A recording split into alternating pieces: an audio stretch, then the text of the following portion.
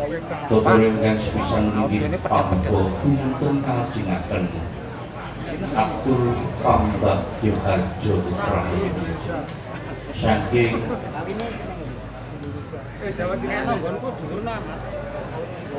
ingkang kagungan kersa ingkang ingkang kepareng danipun sumber sari-ari danipun Bapak Wakil Bupati Bapak Dwiyanto Capiko MS dengan parang minangka saringan pamunduban dadi minangka dados putra matur dengan saha sami pinunten ingkang pungkasan meninggih sapanampi tokoh inggih sapuning para lenggah ingkang satu dinamatan mengatakan urut kalucaning toto bocor ingkang parang tumapas mungun kinali mulwani toto coro ningali kalangan tahun kuwi tumapak nanti coro saged tumampak kadiran cakran tepi samping sambikala kita purwan sarengan ingkang paring rasuk agami so berdira maos basmalah kuning kagungan tapi padusan sanes keparwohan juga semua bismillahirrahmanirrahim ing panjenengan mugi-mugi tumatak kumapak ing ati cara wiwit purwa madya wasana saged kumampak kadiran cakran tepi saking sambikala sakuning para lenggah tur kakung Surawa nuti dengan satu kilometer tumapak dicorekan kali ini atur pambagyo harjo rahayu satu-satusipun yonipun Bapak Kabeh Cipto Utaya Esha Purnawirawan bersanipun kepareng matur pribadi mengenai saha saged namung karana saking purbung bobot birawani manah pareng boten nyaruya dumateng nyanipun Bapak Wakil Bupati Bapak Dwiyanto Capiko MS dengan waktu wonten ngasohan 3 sami menopengkan dados wigatos sektori katur ingkang nampi pakurmatan suwun wanci prasangkal kasmaka nuwun matur lumampah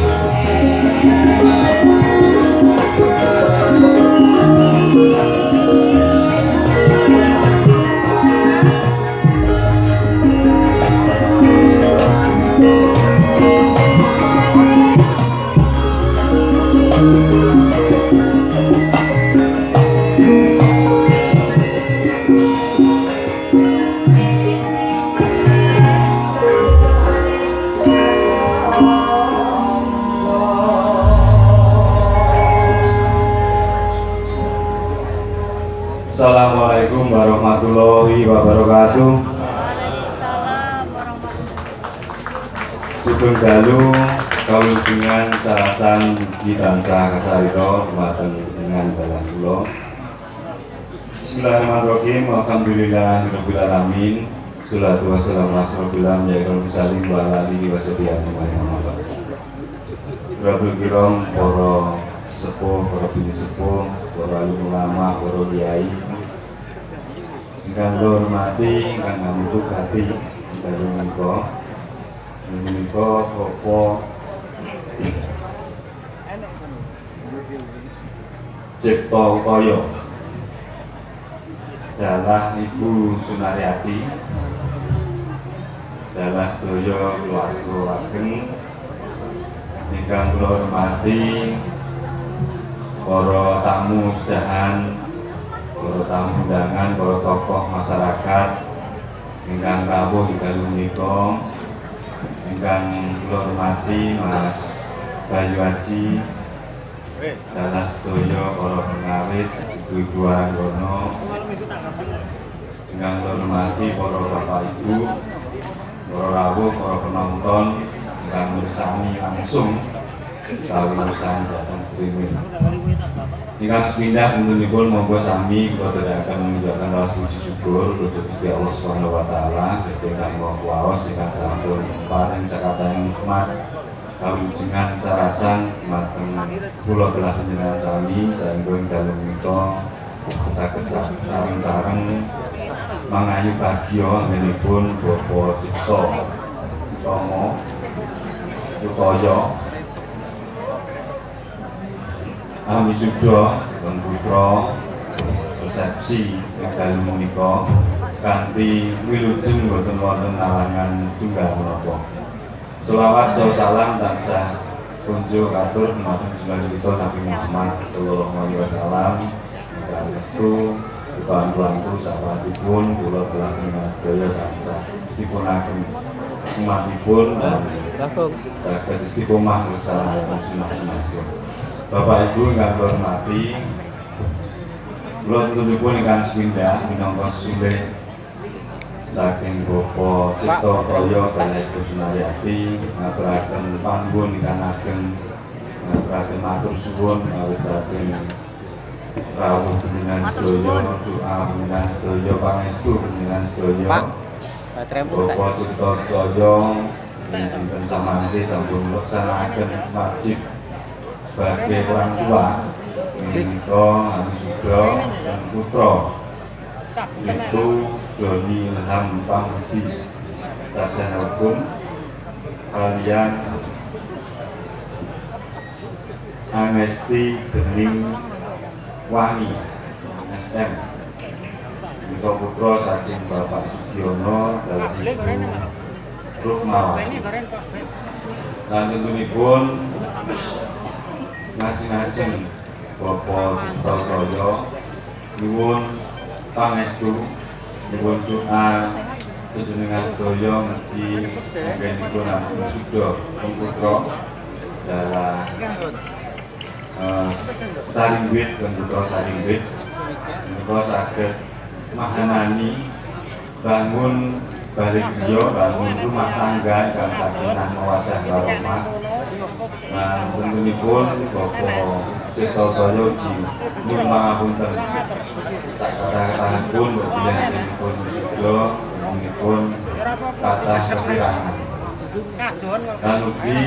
kula mboten namung minangka sesulih ingkang kagungan kersa menika Bapak Cipto Toyo ugi minangka sesulih warga masyarakat iki ngaturaken panuwun dhumateng Bapak Cipto Toyo sak keluarganipun ingkang sampun paring hiburan ingkang luar biasa. Terus kalih dinten niki tinggalipun warga Kecamatan Geneng desa mriki desa sewilayah Kecamatan Geneng niki insyaallah saged remen kala wingi dihibur kalian orkes Savana luar biasa. Jadi menika kawulaken Mas Bayu sak rombongan diparing melipur dhumateng warga masyarakat Kabupaten Ngawi khususipun di warga masyarakat ingkang putulipun pandemen ingkang wonten pamirsa ingkang melalui streaming YouTube. Terus insyaallah mugi barokah berkah kagem keluarga Pak Cipto ingkang sampun paring sedekah hiburan dhumateng warga masyarakat. Nah, mugi dhumateng para rawuh sedaya saged paring pangestu panjenengan pangestu panjenengan semua. Menika minangka amal kesayangan kita sedaya saged nggunakaken mugi putra Saringwit cepake menika saged pindah malih saged bangun rumah tangga ingkang sejahtera, tangga ingkang ayem, tentrem, sakinah mawaddah warahmah lan saged ngayahi kewajiban-kewajiban, ngayahi wajib, ngayahi sunnah minangka umatipun Gusti Allah Subhanahu wa taala. Bila mengatakan lagi kula matur, matur suwun, assalamualaikum warahmatullahi wabarakatuh. Kayak perbacaan apa? saestu tata iti tetes tates atur pambagwarjo rayi saking danipun Bapak Dwiriyanto Catmiko MSc menika sulih sareng kang bangun kuraturaken duwin panuwun ingkang tampa panjenenganipun Bapak AKP Cipto Utoyo Esa Purnawira dalasan Ibu Kompol Sunari Jati Esa Purnawira Prasagun Bondong Dumbek Birawaning Penggalih miturut dawuh dalem menika janipun Bapak Budi Sulistiono utawi Mbah Kung ugi kepareng lenggah Pak Eki sekolah Pak. wis saking menika janipun dadi nyuwun bunga katur panjenenganipun Bapak Budi Sulistiono utawi Katelah Mbah Kung ingkang menawa dados anggota DPR RI parang mboten kita di saking di awet sampun wonten secara saking kadang-kadang panitia pilihnyanipun Bapak Budi Sulistiono minangka anggota DPR untuk parang lenggah pramila pamengkuban kanthi saged nyuwun bunga dhumateng panjenenganipun boten kirang sekimak kalih limak kepareng paring pangandika wis menika boten ngraos pakurmatan katurunipun Bapak Budi Sulistiono anggota DPR RI kepareng pindah dhateng panggungan paring dawuh limak kalih limak suwun katur ingkang berhalang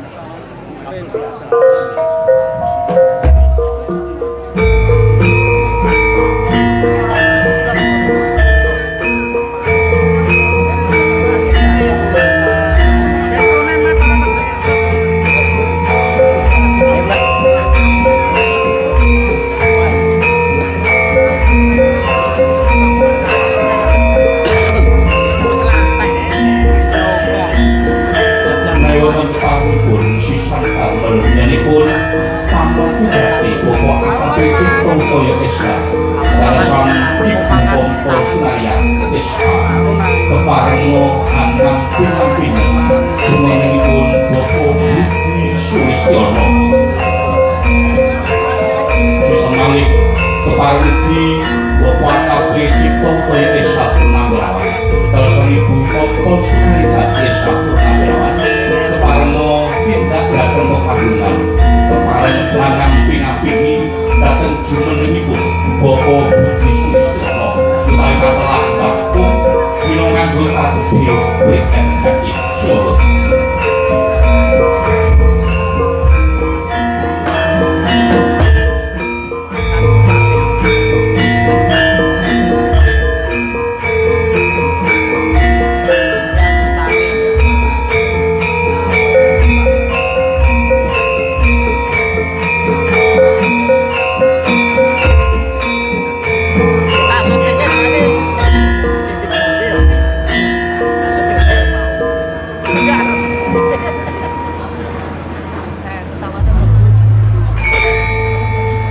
Assalamualaikum warahmatullahi wabarakatuh. Waalaikumsalam. Yang paling berbahagia Pak Cip sekalian Bu Sunari Jati sing bener Sunari Jati soalnya ini mau Mas Ahmad dilurus nih kali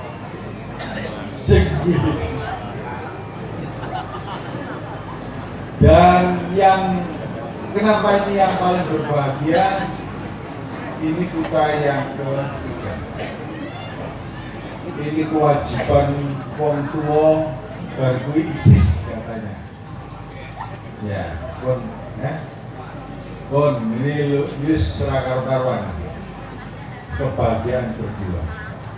selain juga putra Doni Ilham Pambudi sarjana hukum beliau bertugas di Polres Ngawi dan juga Agnesti Bening Wangi. Beliau ada di Kejaksaan Mojokerto Kota. Ya, sementara jarak jauh. Dan para undangan yang berbahagia, undangan yang banyu mili bisa melihat. Metu alhamdulillah. Ini tandurannya Pak Cid Bamsu Ibu Sun ini luar biasa. Tepuk tangan dulu lah untuk beliau. Selama beliau menjabat keduanya di Kapolsek, luar biasa. Di sini tulung sesama, nah, maka pada hari ini saya dan teman-teman semua mengucapkan selamat atas bebungahnya hari ini, gawe yang luar biasa hari ini, tamu yang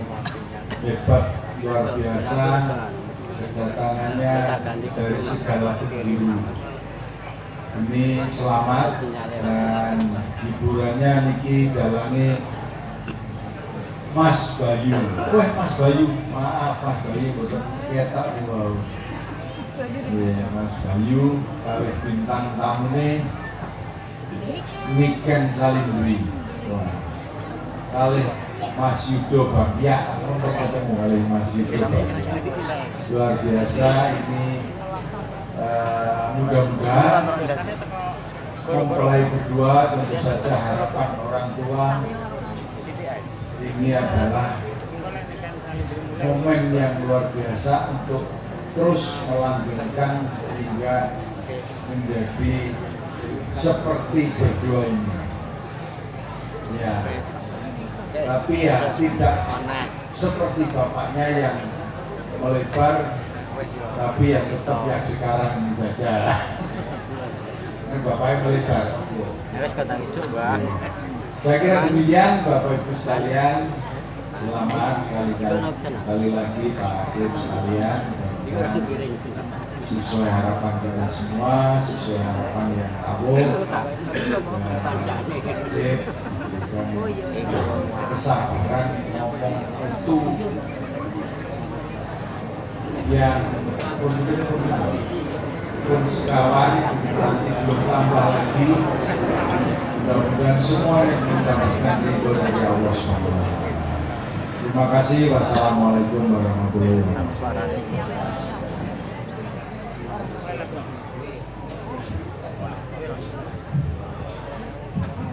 Saguling Pol Tengen 1 Sinubatin Sukobasuki Paripurna atau Pangantos Pindhanipun Bapak Budi Sulistiono ingkang kawentar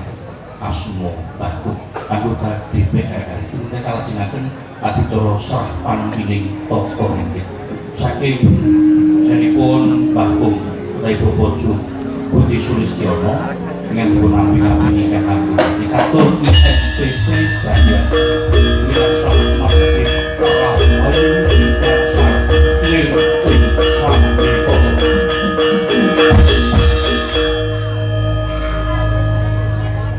Sadunging Porongga Kakung Sumarno Putri Ren Lowau sarah panampi tokoh ringgit Wajusal tokoh kuningan sampun kita dalu mangke menipun ingkang paring babar Ki Muhammad Pamungkas Prasetyo Bayiwaji kanthi babar lampahan Wahyu Purbosati dan bintang tamu Nimas Niken Salindri telasan Mas Yudo Bagya Sahada terus menika ing lampahan Wahyu Purbosati kita pirsani sangat kula sarmadi sabda ingkang nderekaken tunapaken adicara tartamtu nggono ingrek kathah kelepatan prelutuman Cumadong kuring sih samudra pangat sambut matur nuwun wassalamualaikum warahmatullahi wabarakatuh.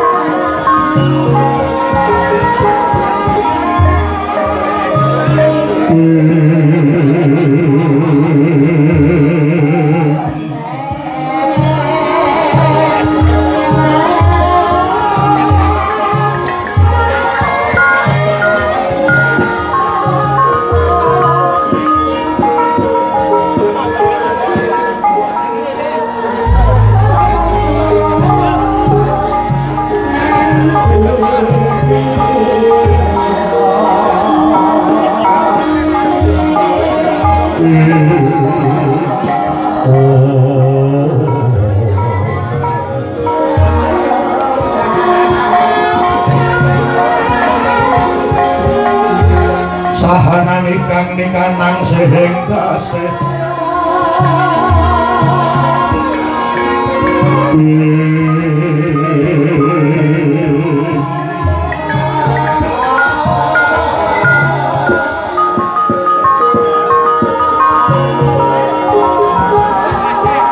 mawe buku sawaku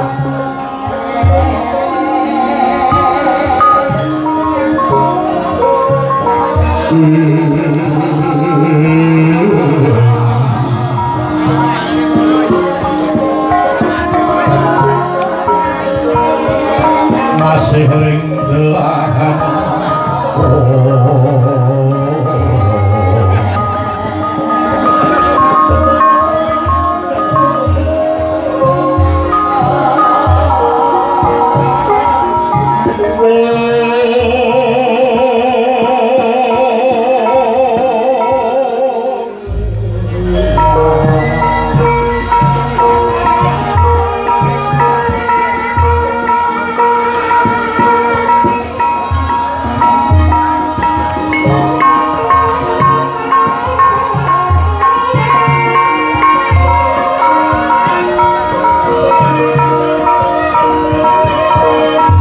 tiang kanang manujengwa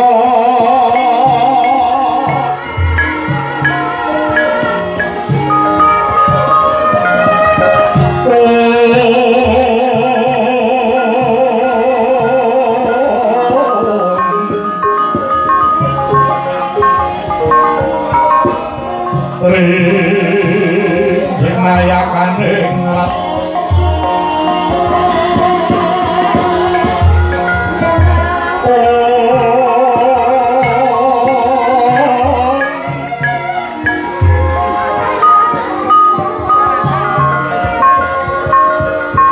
tuteng rat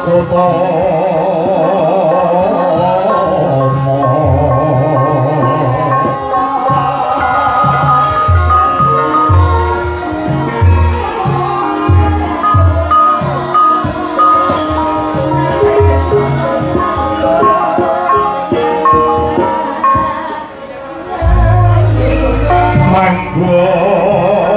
manugrahing len sewa sugata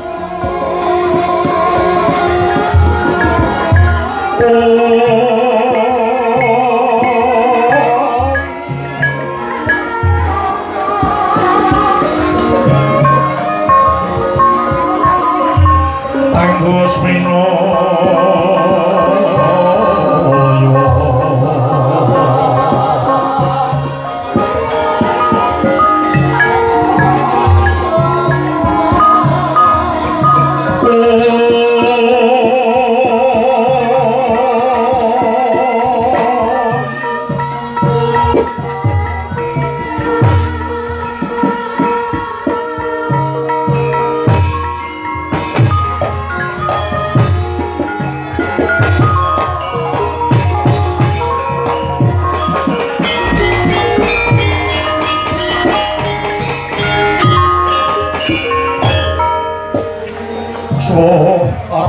Tata Pitana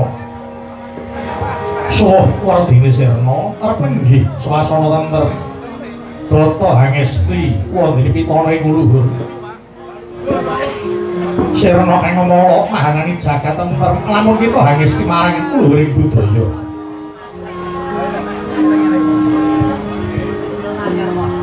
Sirna mahanani tentrem ing swasana aruming budaya datan kuciwa teka kasusra dumugi manca inggih Kurawa ugi ngrembaka ngejawa kinarya tuladha sarana piwucal kawruh utama sinebat inggih calabet ngemu piwucal dumateng kawula ingkang samya ngempal datan mokal isi piwucal jumbuh kelawan akal hangajak urukun tuwin manunggal watak nakal pantes den bucal jegal jinegal sirna katrapal awak batin nimpal dening agenging amal Negaripun ditengking minarya pambukuan inggih gumelaring praja kedatoning bangsa Yadawa sinebat nagari Dwaraka Jenggalatura Jenggala Manik ugi sinebating nagari Dwarawati Dwaraka panggenan pambuka wenganing rasa tinengaran gapura cacah mawa pan sedaya ginambaran Garuda kinarya sasmita wenganing baban Hawa Sanga Jenggalapura ing kinatilas kedatoning Narendra yaksa dijuluk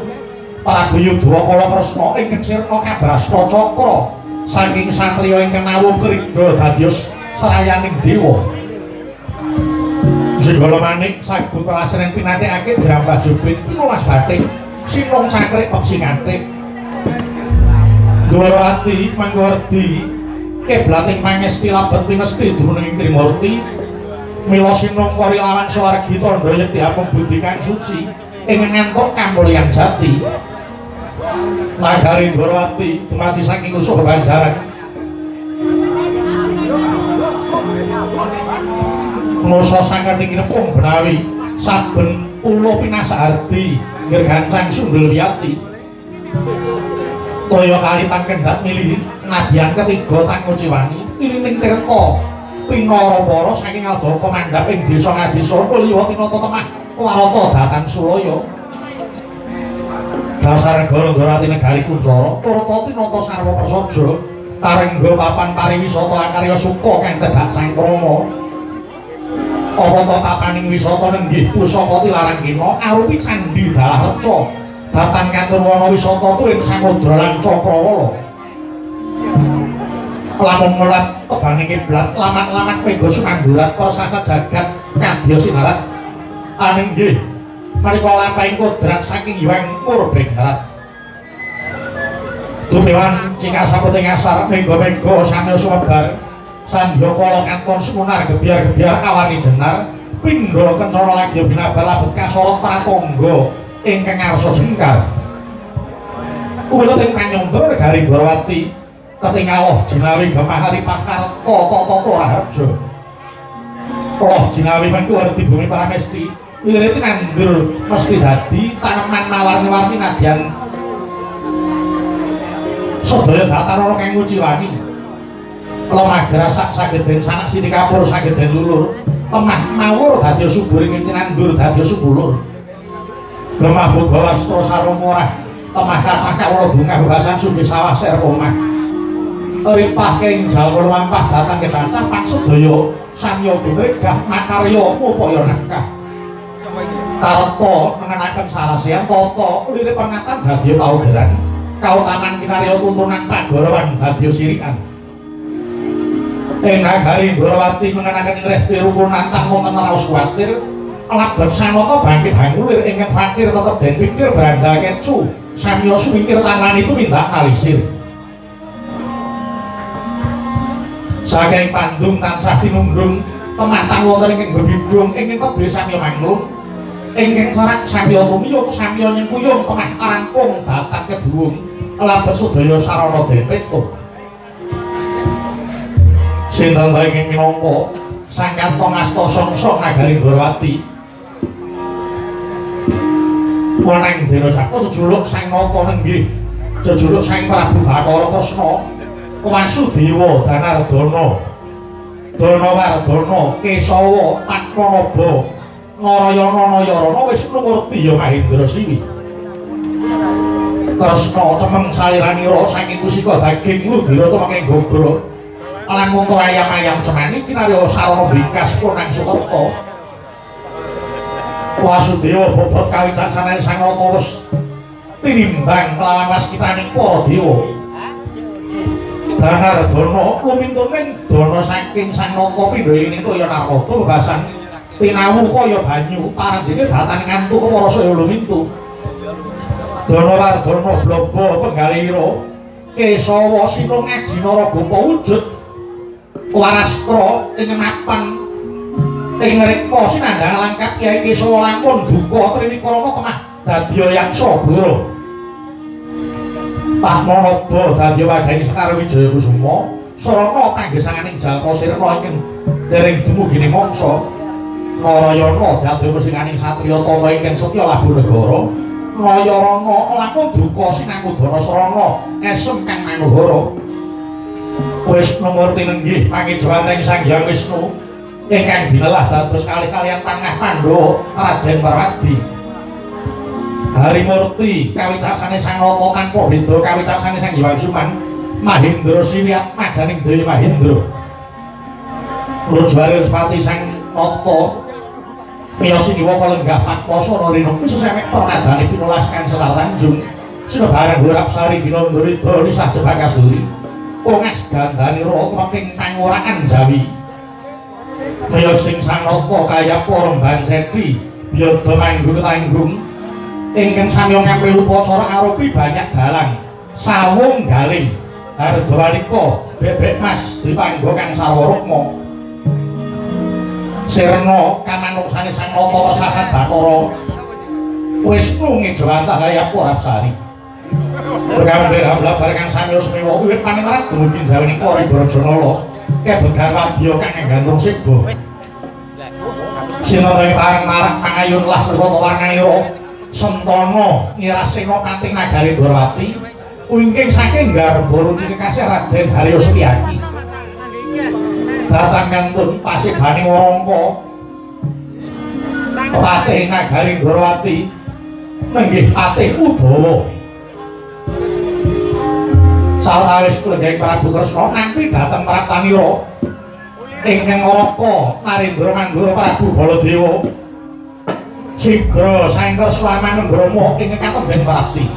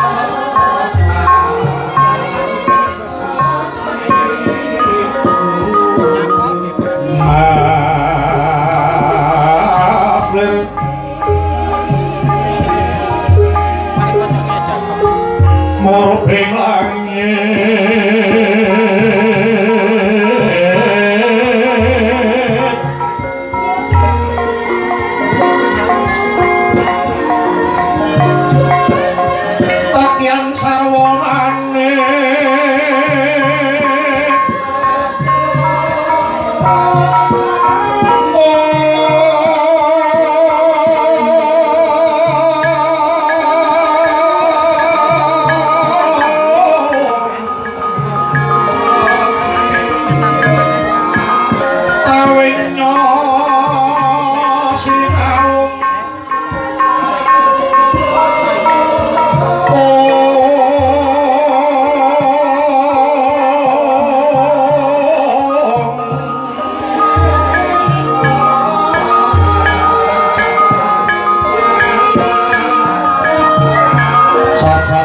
sinuci Kunggian sang jembo yang permalangan lawan dari sang noto Prabu Kresna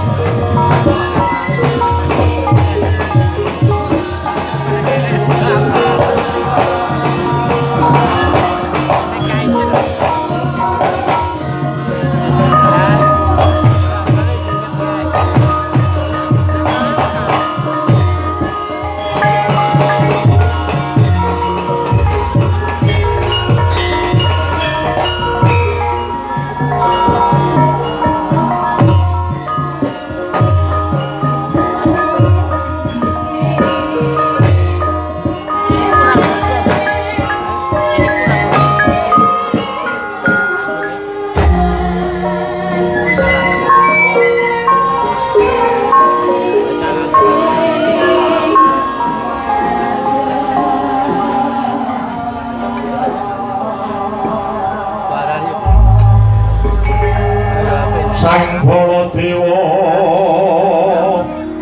naramati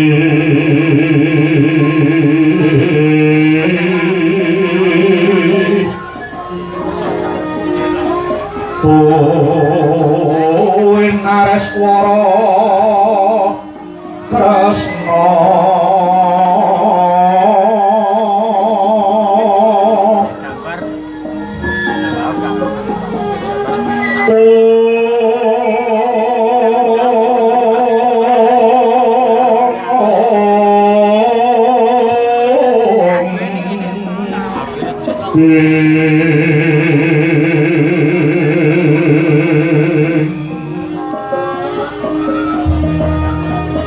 kalangkuning tresnanira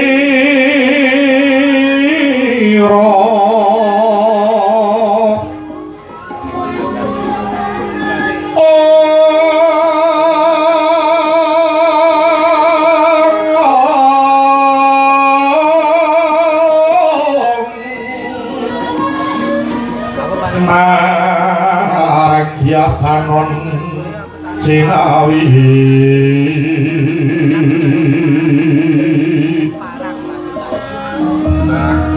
mongko pisah kunggianipun mila tansah panyawarta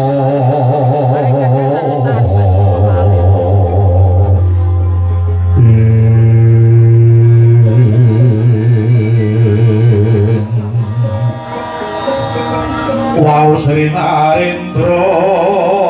kalih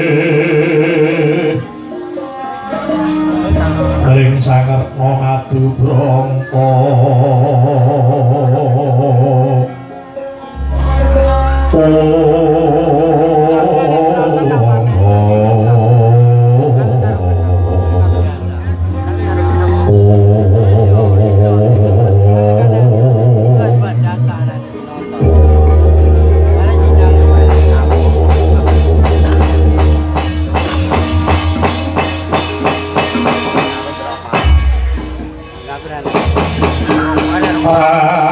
paras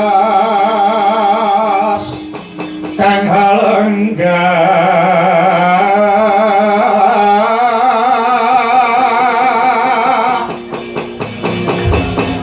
ning gambaran kencana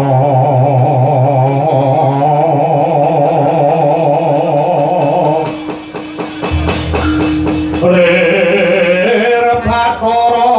Wisnu Sumara Parabanya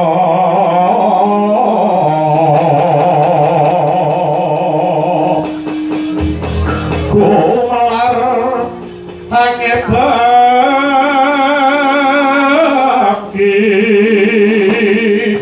kang samya sumewa tinon kadi samudra